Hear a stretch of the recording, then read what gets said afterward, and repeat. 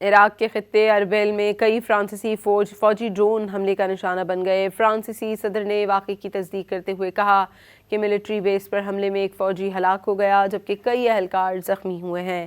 Emmanuel Macron نے x پر جاری بیان میں کہا کہ فرانسیسی فوج کے خلاف حملہ ناقابل قبول ہے۔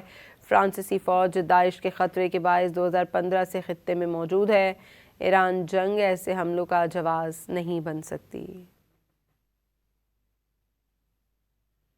عراق کے خطے اربیل میں کئی فرانسیسی فوجی ڈرون حملے کا نشانہ بن گئے۔ فرانسیسی صدر نے واقعے کی تصدیق کرتے ہوئے کہا کہ ملٹری بیس پر حملے میں ایک فوجی ہلاک ہو گیا جبکہ کئی اہلکار زخمی ہوئے ہیں۔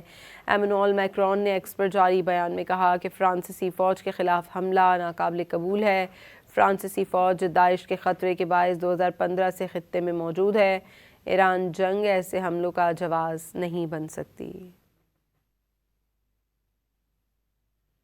عراق کے خطے اربیل میں کئی فرانسیسی فوجی ڈرون حملے کا نشانہ بن گئے۔ فرانسیسی صدر نے واقعے کی تصدیق کرتے ہوئے کہا کہ ملٹری بیس پر حملے میں ایک فوجی ہلاک ہو گیا جبکہ کئی اہلکار زخمی ہوئے ہیں۔